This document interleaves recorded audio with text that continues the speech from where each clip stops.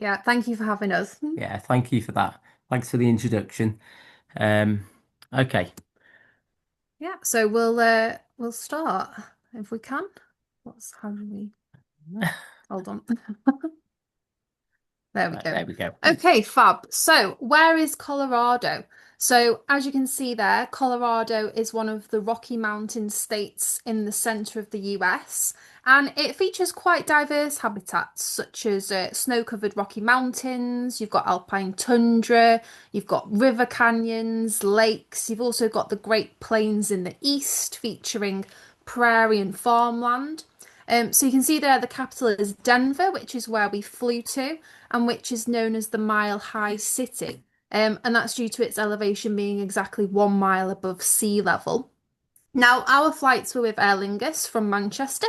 We had a changeover in Dublin where we were able to access the US immigration pre-clearance. So that's something I would advise for anyone going to the US because it meant we didn't have to do anything when we landed there in terms of immigration or anything like that.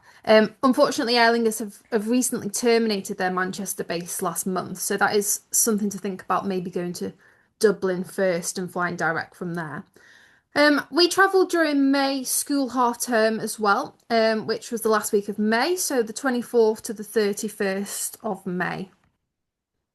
So, when is the best time to visit Colorado? So, for birding purposes, most people actually visit towards the end of April. As the grouse, they're all lekking, and towards the end of the month, the summer migrants such as mountain plovers and longspurs, they should have all arrived. It's also still easy to find the Rosy-Finches on their wintering grounds in April, and the ptarmigan, another key species in Colorado, they're slightly easier to locate on the mountains. Obviously, as we were restricted to the school holidays, we actually chose to visit at the end of May instead of April, primarily due to the temperatures being a lot warmer, and hopefully being able to still catch the tail end of the Grouse Leks. And that time of year would also guarantee that the summer migrants, such as the longspurs, your lark buntings, your mountain plovers, had all well and truly arrived back on territory. It also meant as well that all the roads should be clear of any snow. What we found as well when we were there, even at the end of May, was that Colorado has such an extreme variation in weather during just the 1 week we were there. So we experienced a little bit of everything. We had snow, we had hail, we had lightning storms, we had heavy rain, we had thick fog, but obviously luckily some sunshine as well. So, a little introduction towards Colorado, just a few little facts. It has the mean highest altitude of any US state, with about 75% of the land over 10,000 feet. The state is home to the famous Rocky Mountains and include 58 peaks over 14,000 feet. Denver lays claim to the invention of the cheeseburger, so we've got them to thank for that. And it also boasts the largest city park system in the country. It has around about 205 parks with 20,000 acres of recreational space. And it's also rich with dinosaur bones and is home to the famous Morrison Formation and Dinosaur Ridge. So it is a landlocked state and it has a wide range of habitats from mountains, grasslands, alpine tundra, and it supports a wide variety of bird life. So, as a few numbers, it, a hundred, depending on lists and taxonomies, it has 514 bird species recorded, which is more than any interior US state. It has around about 285 breeding bird species, and about 400 plus birds are registered via eBird most years. And compared to places we visited before, we've been to Hawaii and other states in the US, such as California and Florida. It has quite a small introduced amount of bird species with just six. Yep, so here we've got a little map together of all the main sites that we visited. So as you can see, we essentially covered a loop to the north of Denver. So we encompassed both the Rocky Mountains in the west, the Great Plains in the east, which means a variety of habitats and bird species. So we covered over 1,200 miles in the 7 days to hit all the sites. We hired a 4x4 from Alamo, who I must say were very good, which I would say is essential for some of the locations, especially over in the plains, because you've got quite a lot of dirt tracks that a lot of cars just wouldn't have the clearance for. It's also worth noting as well that we have been to the US 5 times before this. So many of the species we'd already seen elsewhere, so we didn't specifically target them, but which are other key species in Colorado, such as sharp-tailed grouse, which we'd already seen in Michigan. The vast majority of warblers as well, we've already seen in New York. We've seen pygmy nuthatch as well, up in I think Michigan.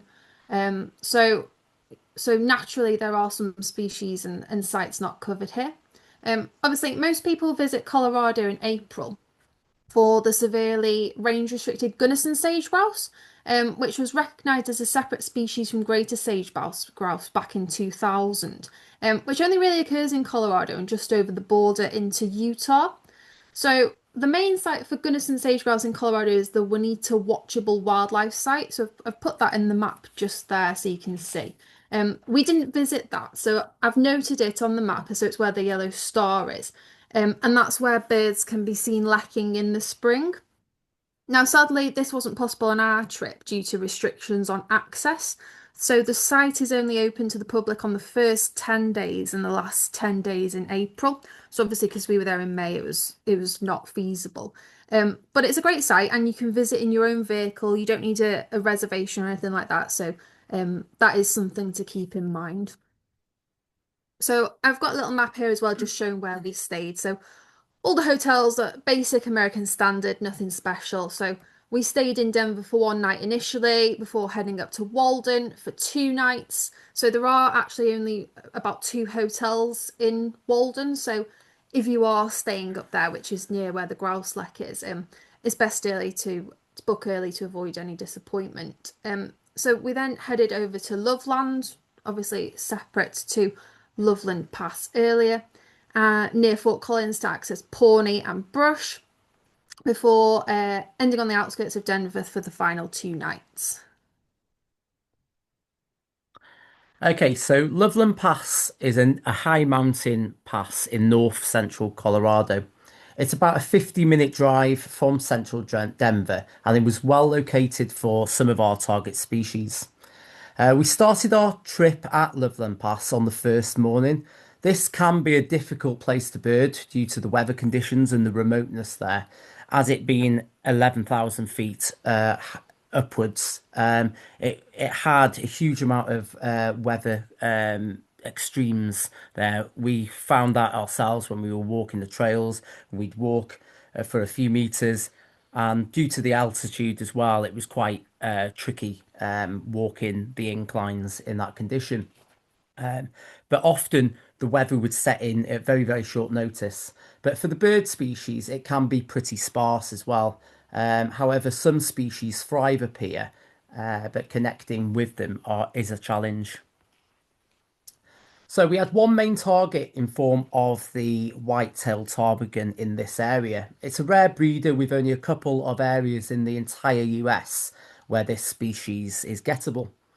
May into June are transitional months for this bird, and moving where they'll move to even higher altitudes to breed again.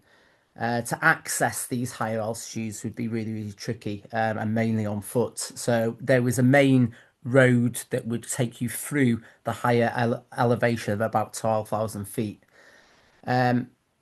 So there was an outside chance of also another high number bird on our target list, which was the almost endemic brown-capped Rosy-Finch. But despite searching over 5 hours for this on the day and for the ptarmigan, we sadly failed to find them in this vast snowy setting. So we returned for a second and a third time in the coming days. We had we'd covered most areas of this area here where they were meant to be seen, and I must say we used eBird quite regularly to find pinpoint locations. But again, searching for them against the snowy setting in their white plumage was difficult, and we had very little joy. We decided to try a slightly different area on approach to the summit, which is where this picture was taken. A few scans later revealed a shape high up on a distant slope, and closer inspection revealed our white-tailed ptarmigan target. So, knocking on the window to wake up Steph after she'd probably given up by our third visit, we were lucky to get to have both lovely views of this bird, despite its range, but a real reward for the long hours put in. Yep. So as Alex mentioned earlier, I'd say, especially for me, the main target for our trip to Colorado, was this little chap, the brown cap rosy finch. Now, brown cap rosy finches are quite range restricted, like Alex said, and are only found in three states, so Wyoming, Colorado, and New Mexico. While they do winter in all three of those states, they only really breed in Colorado, which is their primary breeding location. So brown-cap rosy finches are altitudinal migrants in Colorado.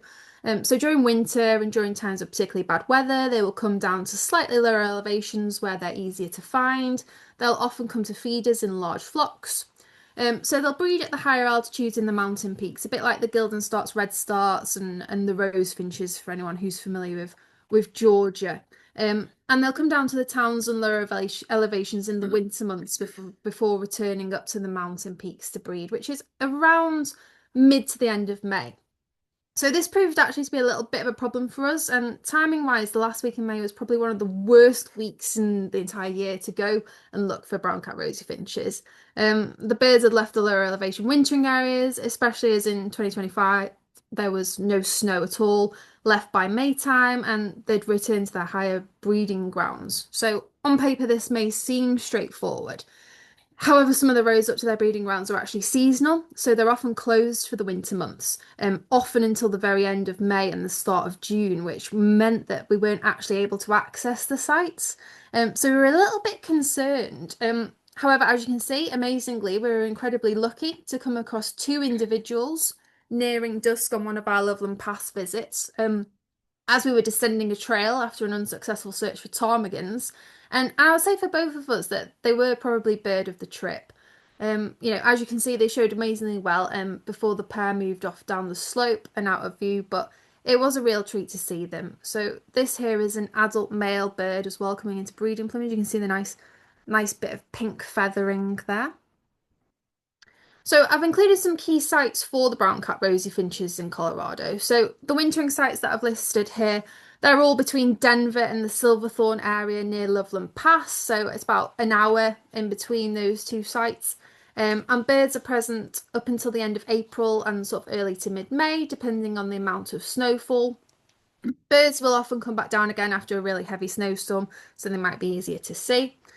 So there are also two other species of rosy finch that winter in Colorado. So you've got the grey-crowned rosy finch and you've got the black rosy finch there that you can see, both of which have a more extensive range than the brown cap rosy finch. They're also found across western US states and the central Midwestern states respectively. So the goshawk that I've listed there, that's a house owned by a birder called Cameron Carver, where all three species of rosy finches come to the feeders during winter in good years, and he allows access to members of the public to view the feeders.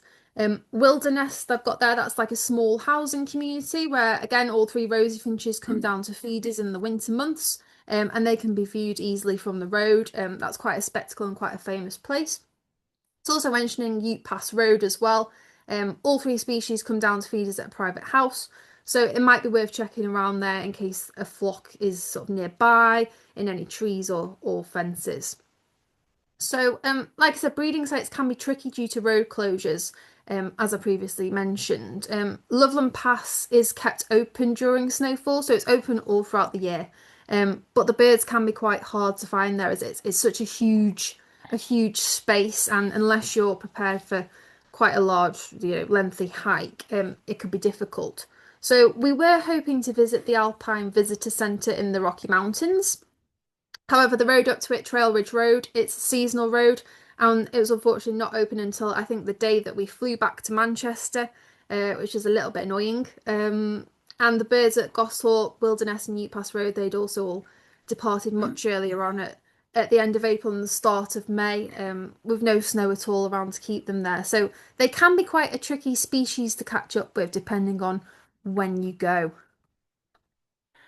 As we spent quite a bit of time in that area throughout the three times that we were there, you do incidentally come across other species as well. We had horned lark, violet green swallows flying through, mountain bluebirds.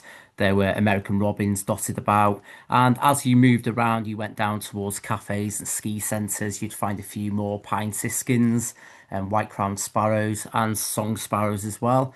Um, and a couple of the warblers, yellow-rumped warbler and Wilson's warbler. We were stood near this point here, and as we incidentally scanning for the ptarmigan, to our absolute surprise, a male pine grosbeak flew in and landed in a really close tree to us. But by the time we got out our cameras, the bird flew straight towards us and straight over the car and went onwards on its journey. So they're usually only ever found around about 9,000 feet upwards anyway in spruce fir tree forests, which did fit the bill for this environment. But again, it just shows what moves through when you're not expecting it, really.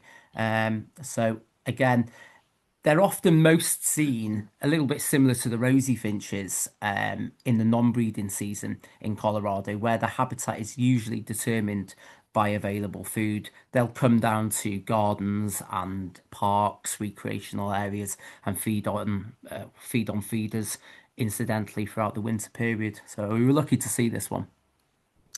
So, just some other points of interest as well that are non-birdie that we had at Loveland Pass. So, we had several American peakers, or piker, as the Americans pronounce it. They live up at the high elevations, and in the autumn, they create a little winter larder by collecting hay, twigs, other food, which they then store under their rocks to eat during the winter. We also had this yellow-bellied marmot, which were quite common, lying on the rocks in the sunshine. And we also had this nice little flower as well, the Arctic Alpine Forget-Me-Not. So moving on to Colmont Lek. Now, Colmont Lek is a famous lekking site for the greater sage-grouse. Now, greater sage-grouse are at the very southeastern limit of their range in Colorado, so the range also expands up into Wyoming and Idaho. And Colmont Lek is one of the main lekking grounds to see greater sage-grouse in the area. And the birds will lek in spring from late March to the end of May and the first few days of June. So the lek itself, as you can see here, that picture there on the right, it consists of sagebrush habitat, and farm tracks will allow relatively close viewing. It's all on public roads and it's accessible to the public. It's not a private site. So as we were coming to the end of the lekking season, we only had 5 birds there, but that was all we needed. But in the peak of the lek, there can be anywhere from up to 50 or 60 birds, so it's really quite a spectacle. So birders are advised to arrive before dawn. Stay parked on the road. Don't get out of the car. Don't leave the car. Because the birds are highly susceptible to disturbance. While we were there, annoyingly, several cars did arrive after dawn, which pushed the birds a little bit further back into the sagebrush. So, in terms of the lek, the males will gather together to perform a unique dance. So, the males, they'll fan their tails and they'll inflate 2 large yellow air sacs, which you can see there on the chest, which they bounce, which will create a popping sound. And this can be audible to females up to about 3 kilometers away. So we actually watched the birds for about an hour, and once they'd finished lekking, the males then flew off into the sagebrush to spend the day feeding. If you are lucky, you can spot them feeding amongst the shrubs during the day. However, it's much easier to view them at the lek, and I'm not going to do an impression of the noises that they make. So I mentioned sagebrush habitat earlier as part of the sage-grouse lek.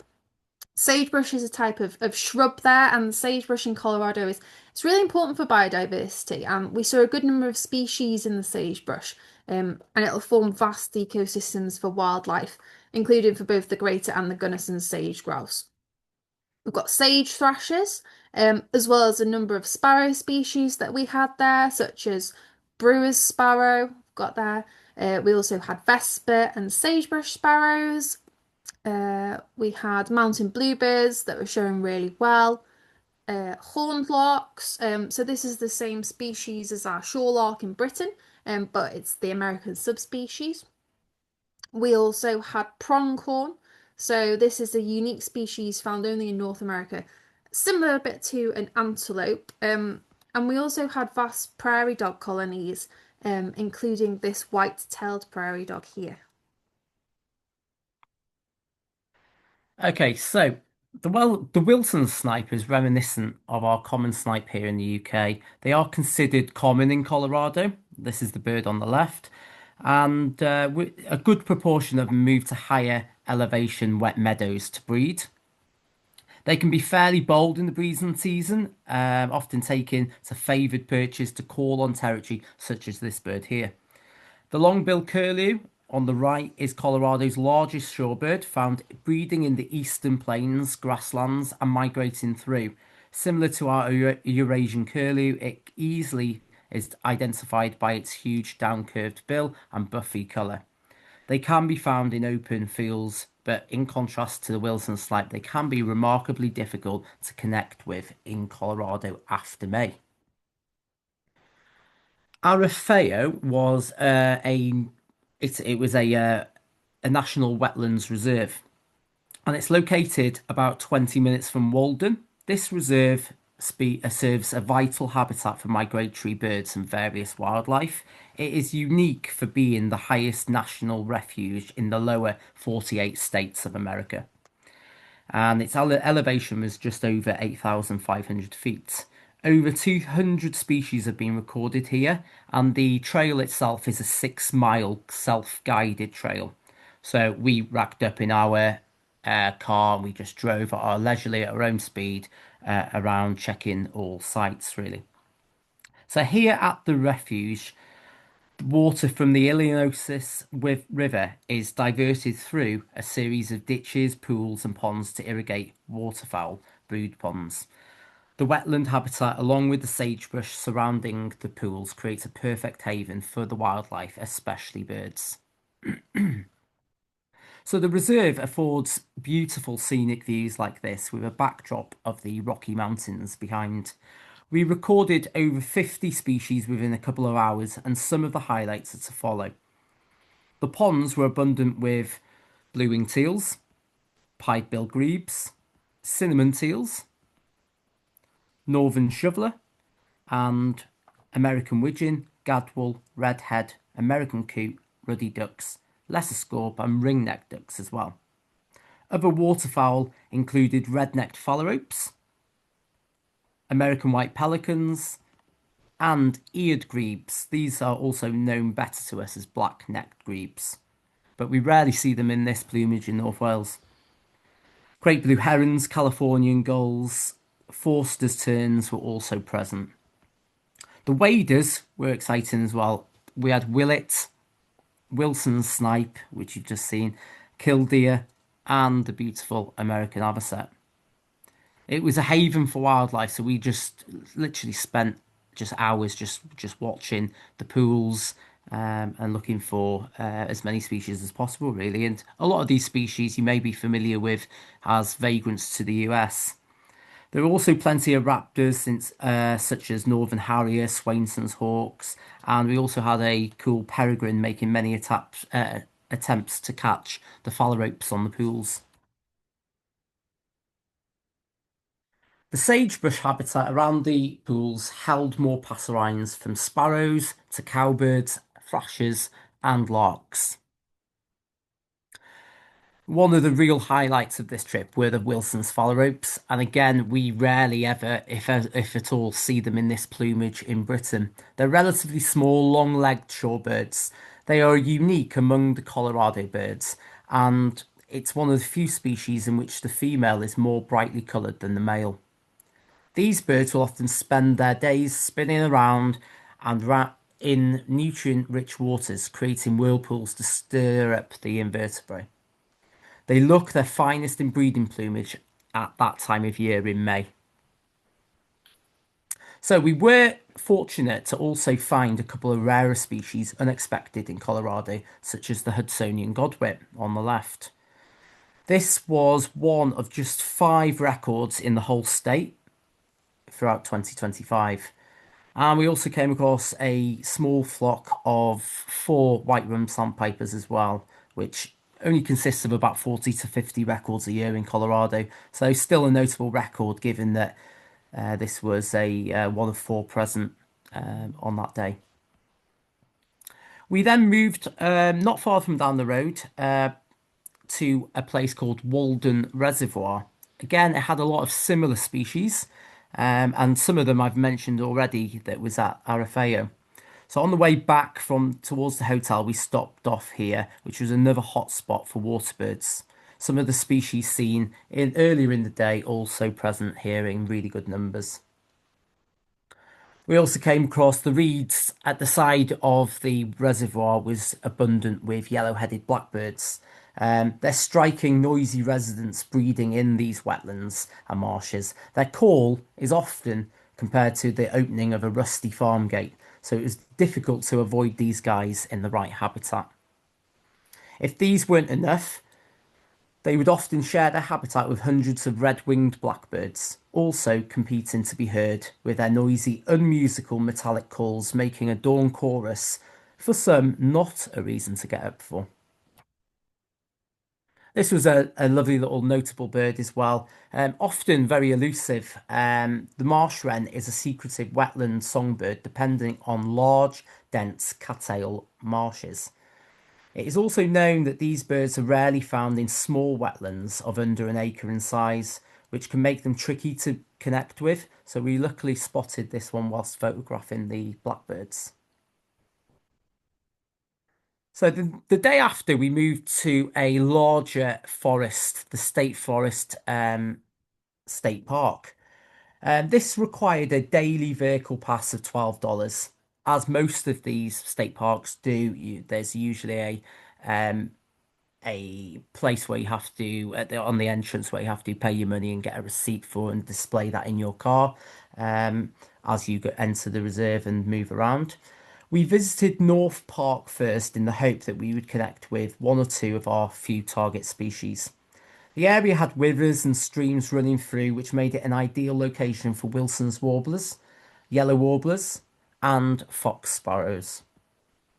Northern waterthrush were also seen here, and we only saw 5 warbler species in total on our trip to Colorado, which got us looking the other day when I had a look through this. It was significantly less than our visits to other states in spring in previous years, for example, where in Florida and Michigan we had 16 and 17 warbler species retrospectively. Whilst in New York holds the crown with an impressive 23 warbler species when we visited in 2015. So although we'd seen a lot of warbler species in previous trips to the US, it was only after we'd finished our trip that we realised that actually we hadn't had many on this trip at all. So another target species were the amphids. Now these are flycatcher species. They're one of the hardest ID challenges in North America, and the flycatchers form about 18 species possible depending on checklists and taxon used. These are small olive grey insect eaters and are notoriously difficult to distinguish, with many only confidently identifiable by their unique song or vocalization. After learning the hard way with trips to the US in New York, we found that we needed to really be more equipped with small portable devices such as a sound recorder to record some of these calls really. So something that was sensitive enough to pick up the calls from a distance. In the past, we have managed to achieve that on phones as well with today's technology. So to date, 5 of these amphids have been recorded in the Western Palearctic, with 3 in the UK alone. For any British birder luckily enough to find or connect with one of these on this side of the pond in autumn, full scrutiny and lengthy debates would often take place before attempting to assign this to a species. Physical appearance of bill length, wing formula, underparts, eye rings, tails are all assessed to find a match. So we had the advantage that being in the Rockies in Colorado at the end of May, obviously our list from 18 possible species were much reduced. So we had an idea of which one it could be or two. So furthermore, the bird was on territory and calling frequently that helped support the ID faster. This was indeed a dusky flycatcher. So this was a vital book to help, and I would say it is a book for any keen North American birder. It's a crucial field guide to break down flycatcher identification. It features excellent, accurate illustrations, detailed annotations, and audio spectrograms for each species. So, as dusky flycatcher was our main target flycatcher, it was on our radar in this area, and we gave time to maybe the closest individuals to nail clear images and sound recordings to be able to match up against the book. Okay, so Walden, where we stayed, as you can remember earlier from the map, that's apparently the moose capital of Colorado. And we did indeed see a moose, which was very exciting, at the side of the road near the aptly named Moose Visitor Centre. There he is there. I think we saw him for about a minute before he disappeared off into the trees. So yeah, so Moose Visitor Centre. So this is the visitor itself. The visitor centre itself has a great feeder setup there at the back, which attracts a number of bird species. It's a really lovely place to just spend a bit of time and maybe get some nice photos of some species. So we had some great views of Cassin's finch here that you can see. We had pine siskin. We had dark-eyed junco. So this is the grey-headed subspecies, one of a number of subspecies of junco in America. We had mountain chickadees, we had black-capped chickadee there, mountain chickadees, we had white-crowned sparrows. So the centre as well, oh, we had some Leese chipmunks there as well. So the centre also had some hummingbird feeders where we had point blank views of this is a broad-tailed hummingbird. You can see their nice male with the pink throat. And they actually make a really distinct high-pitched buzzing sound as they fly around. So they're quite a distinctive hummingbird. So it's nice just to spend a little bit of time there and get some photos of some of the species. So after Moose Visitor Centre, the rain started to pour, which timed nicely with the 90-minute drive towards Gateway Natural Area, about 60 miles east of Fort Collins. We hugged the Poudre River most of the way, with one or two stops to check for American Dipper. And of course, it paid off with our second stop.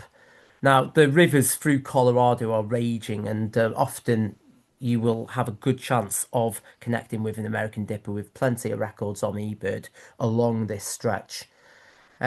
Close by was a black-billed magpie, very similar to the magpie that we have in the UK and Europe, but a different species. Again, this was an abundant bird seen regularly on our trip, but not often for a photo. So when reaching Gateway Natural Area, we knew we didn't have too much time because the weather system we'd just come through was heading towards us. We were searching for something fairly special to this area, a species that was known here and one that could ruffle a few feathers. Any bit of commotion we were sure to check out as the blue jays, common grackles and black-capped chickadees were calling out.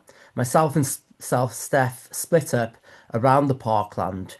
We'd we'd been here before, and it's usually me that comes off worse off in this situation, but we thought we'd give it our best shot. So a fairly small owl species flew out of the tree ahead of me and landed out in the open, which proved to be a northern pygmy owl. Steph managed to catch up and see it too, luckily for me. So northern pygmy owls are known for being active during the day and are often associated with drama and being mobbed by the songbirds whilst on hunts. This was an excellent area for these owls and one that we knew of beforehand, so we were just hoping that one would be in that nearby area for when we arrived. Okay, so the brush lek. So greater prairie chickens, they're another large species of grouse found in Colorado that display in leks. So Colorado, in particular, brush is right on the western edge of their range, with a stronghold being South Dakota, Nebraska, and Kansas. Most of the lek records are roughly until the end of May, so we were a little bit worried that we might be a bit late, and that they might have finished lekking. Luckily, though, as soon as we arrived, even though it was pitch black in the dark, we could hear the distinctive booming sounds that the males make when they lek. Now, as you can see from the photo there, it was a little bit foggy that morning, but we could see around six bright shapes through the thermal. As obviously it was pitch black when we arrived. And as it got lighter, we could start to see the birds through the fog displaying with their bright orange air sacs, similar to those of the greater sage-grouse. So the males inflate these bright orange sacs on their necks, and the inflated sacs produce the deep booming sound that we could hear, and that can actually carry for over a kilometre. Now, you can also see a set of horns or pinnae on the top of their head. These are actually stiffened pointed feathers that are raised straight up on the sides of the head. And as well as raising their horns and booming, the males will stomp their feet rapidly, they'll cackle, they'll often leap into the air and challenge other males, so it's quite a spectacle. And what is interesting is that males will pick a specific spot in the lek to display, and they'll actually return to that exact same patch each morning to lek from. Greater prairie chickens, they're also incredibly site faithful as well, and some leks have been recorded as being in use for decades and sometimes for even over a century. There is another species as well called the lesser prairie chicken, which is found in the southeast of the state. They are incredibly rare in Colorado and not really accessible. However, you can just cross the border into Kansas, and there are a few lesser prairie chicken lek sites there during the spring as well that you can visit and book to go and see. So the fields around Brush, they were also teeming with birds, as it's a really remote agricultural area. So we had an abundance of lark buntings, probably around 40 of them, and lark buntings are actually Colorado's state bird. So the lark buntings don't return until sort of start of May, which is another reason we chose to visit in May over April. We also had western meadowlarks perched on the fences. We had hornlark there, grasshopper sparrows, and we also had two cassin sparrows as well. This was actually the only site that we saw this species, and cassin sparrow was a specific target for this trip and this area. It's a sparrow species that we'd not seen before in any of our visits to the US. So the best thing that we found to do was to just drive slowly along, as the birds, they're all perched out on the fences at the side of the track lining the fields, and they show pretty well. So another key species that we were hoping to see in the eastern plains of Colorado were mountain plovers. Mountain plovers, they'll winter in California, Texas, and Arizona, but they breed primarily in Colorado, with the bulk of birds around the Pawnee National Grasslands area, which is where we visited. And the plovers, they'll start to return from April onwards. Nearly half of the remaining breeding population of mountain plovers now nest in Weld County, Colorado, which is where we were, and which is where Pawnee is located. Now, early settlers as well referred to the mountain plovers as prairie ghosts, as they were so difficult to see against the muted tones of the prairie, which we also did find ourselves. So after a bit of searching in nearby fields with no luck, we visited a black-tailed prairie dog colony just south of Kyoto in the Pawnee National Grasslands, where we actually managed to find a breeding pair with three small chicks. Cue my very, very terrible digiscope photo there. You can just about make out a blurry mountain plover there in the centre. So viewing is from the road and a scope is a must, as is a 4x4. Obviously, they do show better than that. It was just that on the day we were there, the birds were quite far back in the field. So mountain plovers, they'll require flat areas of sort of short grass to nest. So this will allow them to spot danger at a distance. So before settlers, bison and prairie dog colonies created lots of areas of short grass and bare earth that were obviously ideal habitats for the mountain plovers. However, the bison, they're long gone, and the prairie dog colonies are only a fraction of what they once were. So Obviously, nowadays, maintaining good habitat for the mountain plovers to breed now relies upon good management by the landowners. So there's Alex scoping out there for the plovers. So, Pawnee National Grassland, which I mentioned. So, this is a huge expanse of government-owned grassland. Is an internationally known birding area. So, like a lot of the birding sites in America, it's free to access. So, it's a little bit like a safari with a number of drivable tracks through the grassland, including the birding tour, which is what we followed. We found it was really rich in bird life. And again, the birds are often perched up on the fences and they give really great viewing opportunities. So we saw a good number of species in the first section, including Swainson's hawks.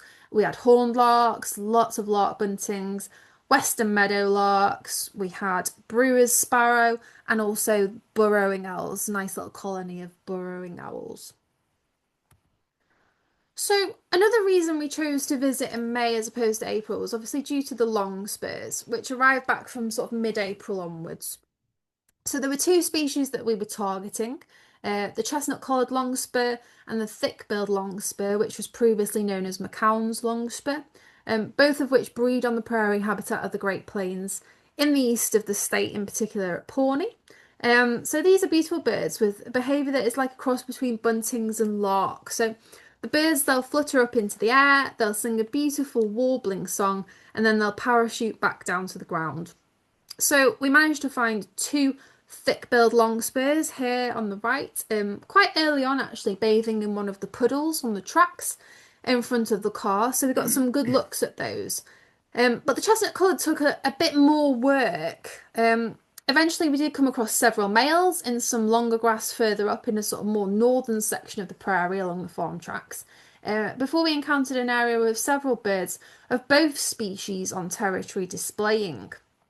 So the area consists of farmland and prairie with a lot of long straight roads crossing in sort of a grid formation. Again, a 4x4 is definitely required here. So long spurs, they're closely related to buntings, but they're not buntings in the traditional sense. They're actually in their own family alongside Lapland buntings and snow buntings. Again, not traditional buntings. There's a fifth species as well called the Smith's longspur, which breeds up in Arctic Canada and Alaska.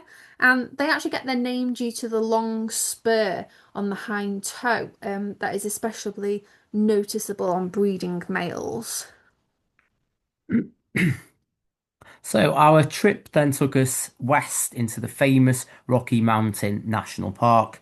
This was home to a number of mountain-dwelling bird species, as well as numerous mammals such as elk, marmots, and pika. There are a huge number of picnic areas, trails, and laybys throughout the national park, although unfortunately our plans to reach the Alpine Visitor Centre for the target of brown-capped Rosy-Finch was thwart by a seasonal winter road closure, as Steph mentioned earlier on. Despite this setback, we enjoyed a number of species, including rock wren on the left, much better views of singing Townsend solitaires. We also had Clark's nutcracker, Stella's jays, but unfortunately our targets of Canada jay, which was recently renamed from grey jay, and American three-toed woodpecker eluded us. It is worth noting that an advanced ticket system is required to access for the Rocky National Mountain Park, with additional tickets required to travel to certain areas within the park during a specific predetermined time slot. Again, needing to be purchased in advance, which is to prevent overcrowding and keep visitors numbers in check during the time. I think they do have a app that you can download and you can do it all online fairly easily. However, there was like a countdown of numbers and it showed you how many tickets were left, which I think a couple of weeks prior to when we were going really got us moving to booking our tickets quick. Bear Lake. Now, this was one of the most scenic districts areas of the areas that we visited. Despite the distinct lack of Canada jays, Bear Lake was particularly scenic, and it was a highlight of the Rocky Mountain National Park. So we moved over to Denver itself, and although it's not known for its various wildlife, we still managed to score some excellent birds during our visit inside the city. We had established that a pair of Mississippi kites had been breeding in the suburb of Denver for the past few years, arriving back at the end of May. So we were hoping that at least one of the pairs had returned to coincide with our visit. We were thankfully in luck with both birds back on their breeding territory, garnering a lot of interest from local kids and residents to find out what we were photographing, in particularly their backyards. So it made a great garden bird for some people, despite them not knowing that that had been there for 5 years. We had some lovely views of both of these birds perched up above us, and I think they'd only been back on territory about 4 or 5 days when we got there. So they were completely at ease with the busy urban area that they'd chosen to set up at home. Mississippi kite is usually more of a southeastern species, traditionally, and Denver represents one of the most northwestern, sorry, breeding records, with birds really increasing their range in recent years, similar to the black-winged kites have in Europe. Okay, so we arrived at the Kathy Johnson Trailhead, again in the Denver area, just before dusk, as we'd identified it as quite a good site for common porwheel, having previously only heard them before, but not seen them in California. So it's a bird similar to our nightjars, with birds due to start calling around 15 to 20 minutes after dusk. Sure enough, after about 20 minutes, the first porwheel started calling on the cliffs, to the side of the fields. And I think we heard up to about 3 birds in the surrounding area. So the site itself consists of a small lay-by for cars with a gate into a trailhead field surrounded by the cliff. So it's ideal habitat for the porwhils. We didn't venture far from the car at all, so only a few meters down the trail. We were a little bit conscious of any mountain lions or bears. Obviously, Colorado is prime habitat for both.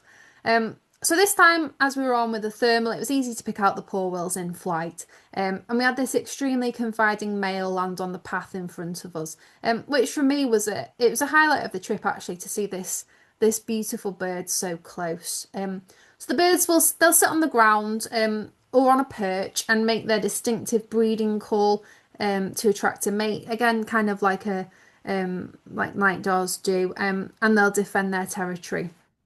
So they are nocturnal like nightjars over here. And you can see the large whiskers there possibly make them out around the bill, which that helps the birds scoop up the insects in flight. So Dinosaur Ridge as well. So this is a notable site as well, which is part of the Morrison Formation for anyone familiar with geology. It's a sequence of Upper Jurassic sedimentary rock found in the western United States, and it's been one of the best sources of dinosaur fossils in the whole of North America. So Dinosaur Ridge itself is famous for being the best dinosaur track site in North America, so I was especially keen to pay a visit. Road construction in the 1930s actually exposed the track site on the eastern part of the ridge, and now the public can go and visit and see the extensive tracks. You've got tracks from both herbivores and carnivores, as well as a rare raptor track, which I found particularly fascinating. Dinosaur bones as well can also be seen in the rock formations there. And Dinosaur Ridge was actually the location of the world's first Stegosaurus fossil, which is actually Colorado's state fossil. So I'd also recommend a visit to the Morrison Natural History Museum nearby, which we did, where we had a great guided tour from the volunteers there. And we were also able to access the labs there at the back, so where the team were excavating Stegosaurus bones from the rock. So they let me have a little go there. So that was actually really fascinating. So if anyone does have any interest in that sort of thing, I would definitely advise a visit there, as it was actually really good. So the birds there as well. So we did actually see some nice birds on Dinosaur Ridge, including some point blank views of this male lazuli bunting there on the right, which was actually really nice to see after only having brief views previously in Arizona. I think we also saw a hybrid as well with an indigo bunting. So it was really nice to see this male up close for the first time. We also had Say's Phoebe there on the left, which had actually chosen to make a nest inside the rare raptor track exhibit, which was quite unusual. So as we progressed on the trail along the ridge, we were warned of an adolescent black bear on the ridge itself. It was just as you can see on the picture there, just on the left-hand side. So rather than walking away, we raced up the path to see if the bear was still there. And there it was, raised up on its hind legs, feeling slightly threatened by a dog walker slightly ahead of us. We watched it for a few minutes before it drew back behind a fence. But what an experience to see a black bear just so incidentally like this. And it was one of the few times we were actually exposed away from the car. So, although these bears are confined to forested rural areas outside of the cities, this young individual is a classic example of dispersal. Sightings of bears in the Denver city area are growing and they're on the rise due to ongoing developments in their own habitat. So the red areas there are the areas most popular with sightings outside of the Denver area, and the red pin on the map is where you can see where we were. So it was out of its normal range. It is home. Colorado itself is home to about 18,500 American black bears. You'd think that we'd come across one more easily, or you think that with the mileage that we covered, that we may have seen one or two more, but they're most active between mid-March and early November. They're generally shy animals. They don't go looking for trouble, but they can also range for miles and miles and miles. The map shows the general range for this American black bear in Colorado post-breeding. So, we also explored a great site called Roxborough State Park on our last morning before flying back to Manchester. This was just on the outskirts of Denver, and we had a bit of a dilemma of what we should do on this last morning. We had prairie falcon that was a target during our trip, but with no sign during the week here, we almost thought we'll just give it a go, having hoped that a pair had established a territory there at Roxborough over the last few years. So we took a punt and hoped that our intuition was correct.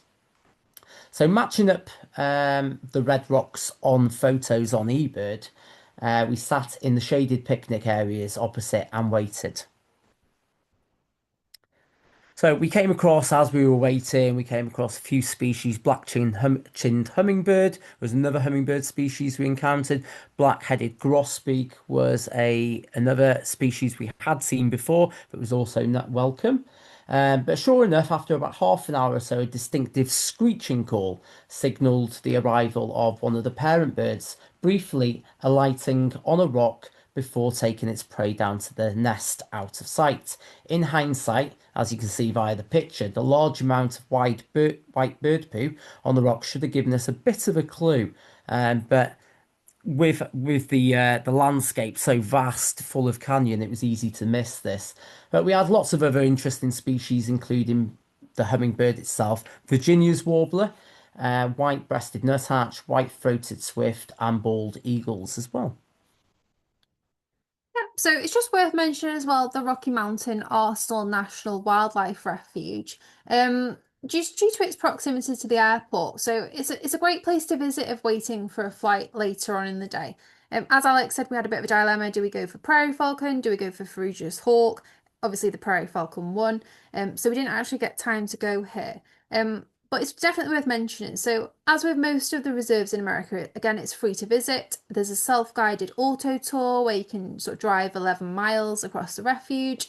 So you've got interesting species here as well, and also bison. If you want to see bison, this is one of the places to go. With a large number of birds as well. With it's actually recorded more than 280 species, so it might be a nice site to end a trip if anyone's in the Denver area. And thank you for listening. Yeah, we're open the floor to any questions or anything that you have. So thank you for that. Brilliant. Thank you guys for that. That's fantastic. Lovely. Just amazing pictures and amazing what you packed into just a week, really. So just phenomenal. Does anybody have any questions? Either put your hand up or come on camera or put something in the chat. I've got a couple actually. If I'll kick off. I mean, brilliant to see the lekking grouse, both the sage-grouse and the prairie chicken. Um, did you- are they kind of are those areas, those habitat areas, protected? That are they kind of or are they kind of y- uh, are they still quite vulnerable to kind of change from agriculture or whatever? I presume that those lichen sites, because they're so well known, that they are protected, especially the greater sage grouse. But like I say, it's literally just a farm track. If you wanted to, you could just go and wander onto the fields. Anyone could just drive on there if they could and disturb the lecking birds. The greater prairie chicken like that was actually in a farm field, so obviously it's part of the wider like the farmer's field. So that's a lek as well that's been there for quite some time. It's quite a small lek as well because, like I say, it's right on the range, but they are doing a lot of work to protect these species, especially lesser prairie chickens in Colorado. Now they are especially protected, and I don't think you can even kind of go and visit them. Likewise, the Gunnison sage grouse that's in a protected reserve, because it's so range restricted, you can't just wander in there. So the rarer ones, they are protected. We have Yeah. found So, that before Yeah. with trips to Hawaii, where if there are species such as in Hawaii, which are critically endangered, that it's just completely off limits to the public. But I assume they take in to context the global population count throughout the US, really, and make Yeah. decisions based on that. They're in really sparse areas as well, so it's not like anyone's just gonna just rack up and start building some houses on it or mm, really doing anything like that. It's vast fields for like as far as the eye can see that it's just prairie A and couple of the sagebrush, nature isn't it? refuge areas, Arafeo, I think, one of the sites. There has been sightings, and they Yeah, were you featured see one of yeah. on the nature boards around the reserve. That there's a possibility that these could be breeding, or they could be here. So keep Yeah. to the trails, or So I it was think sensitive. yeah, I think it's because it's such an accessible lek as well. Like you literally just drive there and you're there. Anyone can Yeah, do it. It's one of the most well-known leks as well. So in the States. there's probably heaps more that are protected and Yeah. in places that you yeah. can't get in. Okay. Well, that's obviously encouraging. I mean, it's interesting to kind of hear what you said about the kind of the changes in grazing because the bison have Yeah. gone, and Yeah. just because as we know with black grouse in North Wales, they're just they are quite specific in terms of exactly what they need and into that Yeah. suitability. I guess the difference you have in the States is you just have scale. So there is Absolutely. hopefully other Yeah. places, even Yeah. if one place is not quite suitable, there are other places that they can go to. So yeah, no, it's really interesting I to think hear. they're pretty good over there as well at kind of recognizing when something does need like help. Like I say with the mountain plovers, like they're now reliant on, human management Intervention. and stuff like that, Yeah. human management and making sure the prairies are kept so flat. And that's why they're often found along those prairie dog colonies because they create the perfect habitat for them. So they are quite aware of that in America, I do find, and they do really kind of they do a good job over there at protecting things like that. Out on the Yeah, trails a couple of times, especially on the reserve that I mentioned. There were some wildlife people who were carrying out Yeah, there surveys was. and making sure that doing counts, and so I think it all goes on in the background more than what we saw. Yeah, I have to say America has got a really good birding scene as well over there. It's so bird watching is so popular over in America, and obviously they have all the wardens, the national parks. They do actually really look after it. I would say they do a really good job. yeah, yeah. I mean, it's just. I think obviously they're facing the wardens, national park and national wildlife refuge wardens are facing a pretty tough time at the Yeah, moment in terms of the yeah, politics there. yeah, So yeah, yeah, you kind of we owe them all our support right now. absolutely. Anybody else got any questions? Anybody else want to put on the microphone and ask Steph and Alex any questions?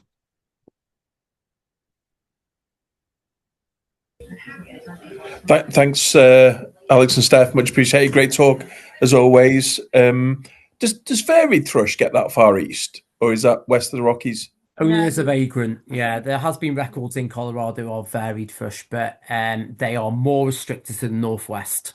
I think Mhm. Montana. I think you need Montana Yeah, for there. yeah, yeah. Yeah. I think the next state above is Mon. No, No, no, it's Montana's further. It's a little bit Yeah, further to further the north, west isn't it? I that think is, one or two states above Colorado, you've got more yeah. records, incidentally, yeah.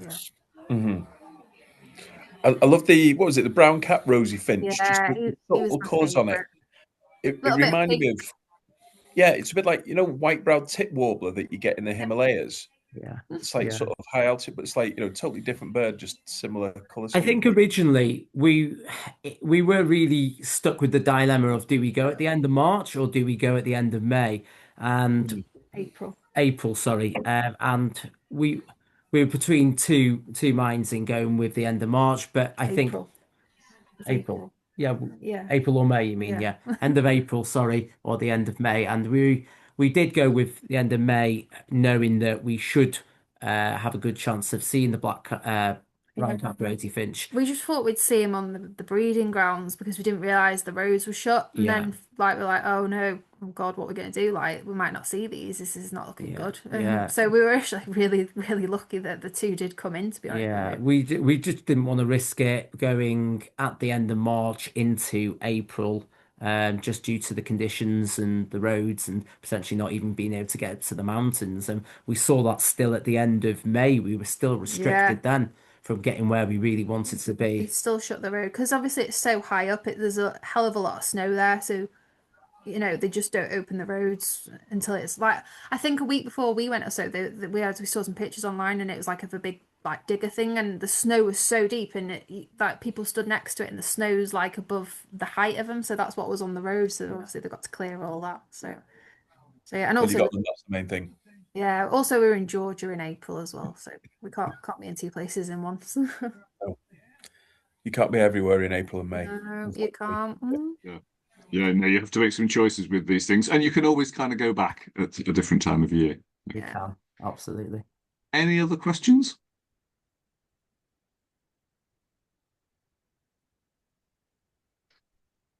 No? Well, brilliant. Thank you very much for that. Thank you for taking us on the journey with you this evening. I kind of just brilliant to see those pictures and sort of just the epic scale of that part of America. I mean, I'm an absolute sucker for high altitude plateaus. I've not. This is another one that I now need to visit because they are really, really special kind of places. So just really fantastic to see that. And a good reminder of the fact that actually you can go at the end of May and still struggle to be able to access some of these areas because of snow. And I've found that myself in Arizona. It's just a reminder of actually how short the seasons are, the breeding seasons are for some of these birds. They really are quite specialists. So yeah, really, really great, lovely photos. The brown-capped Rosy-Finch, as Steve said, just really wonderful images you had there of a really special bird. And also I love the Wilson's phalarope pictures, all those kind of multiple birds on the pool spinning around. And it's a good reminder that, unlike in Europe, the kind of waders go through and breed in these inland areas in a way that we don't really see in Europe. And those, just again, that the vast scale of the habitat, relatively untouched, I say relatively, but, still sufficient to actually hold, I mean, waders everywhere in those inland areas are really struggling in terms of some of those populations, but it is good to see, things like phalaropes on a big scale. So yeah, I think it was, lovely other pictures. It was great to hear your descriptions of displaying long spurs. That's certainly something I certainly love to see. And the Mississippi kite, I kind of really didn't expect that. It was interesting to imagine having that as a kind of your backyard bird. I was again interesting to hear your comment kind of about that spread into new areas, a bit like black-winged kite in Europe, as we've started to see, and we may see more of in southern Britain in the coming years. So yeah, just wonderful stories that you've told. As I said before, kind of what you packed into a week is pretty special. I don't know, that might be the first Stegosaurus sighting we've had at Bangor Bird Group. And I have to say, Alex, that picture of you did look like a kid in a toy shop looking up through yeah, I thought so. But yeah, just a really special place to see that and kind of make that connection between kind of those original raptors and the ones that the dinosaurs that we still have roaming the earth today. So thank you for coming and sharing that with us tonight. It's brilliant. I think we're all very envious of the travels that you make, but good on you for kind of taking those opportunities. And I think you're off to the Caribbean at the end of this week for another trip, which means that Steve will be on your case fairly soon, I'm sure, to book you for another talk for next year. So yeah, thank you for kind of giving us that tour around Colorado. Certainly high on my list. I might wait for the politics to change before going back to the States. But really good, and some nice comments in the chat. Yeah, they're from Henry in Suffolk, joining us as another Henry and Sophie joining us as other world travellers for getting to go to exciting parts of the world. But thanks for joining us tonight. We look forward to seeing you again at Bangor Bird Group. And thank you everybody else for joining us tonight.